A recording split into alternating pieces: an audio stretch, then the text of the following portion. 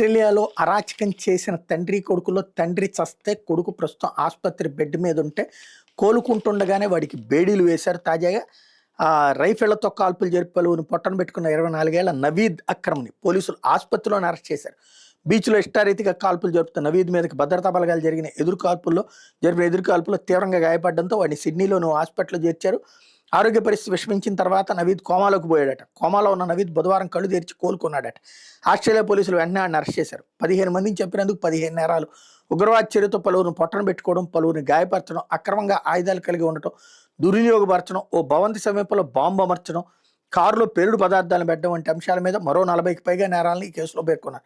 నవీద్ కారులో ఇప్పటికే ఐసిస్ ఉగ్రవాద సంస్థ జెండాలను పోలీసులు గుర్తించడంతో అంతర్జాతీయ ఉగ్ర సంస్థతో సంబంధాల నేరాన్ని సైతం కేసుకి జడ్జ్ చేశారు. మొత్తంగా 59 నేరాలు చేసినట్టు ఆడి మీద కేసులు పెట్టారు.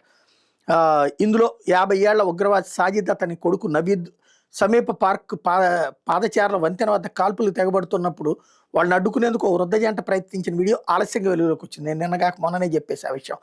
బోరిస్ సోఫియా గోర్మాన్ అనే వృద్ధ జంట అటుగా వెళ్తున్నప్పుడు ఈ తతంగం తండ్రి కొడుకులు కాల్పులు మొదలుపెట్టారు. వెంటనే వీళ్ళని అడ్డుకునేందుకు బోరిస్ సోఫియా విశ్వ ప్రయత్నం చేశారు. షూటర్ల చేతుల్లోని రైఫిల్ను లాక్కునే ప్రయత్నం చేశారు.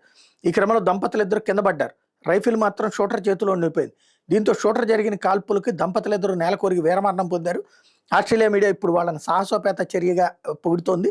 పలువురిని కాపాడేందుకు తమ ప్రాణాలు ఫలంగా పెట్టిన దంపతులను కీర్తిస్తూ ఇప్పుడు సోషల్ మీడియాలో నెటిజన్లు లక్షలాదిగా పోస్టులు పెడుతున్నారు. షూటర్ల మీదకి ఇటుకలు విసిరి గాయపరిచేందుకు ప్రయత్నించిన 60 ఏళ్ల తన తండ్రి రీవెన్ మోరిస్ సైతం ప్రాణాలు కోల్పోయారని ఇంకొక వృద్ధుడి కూతురు చెప్పుకొచ్చింది.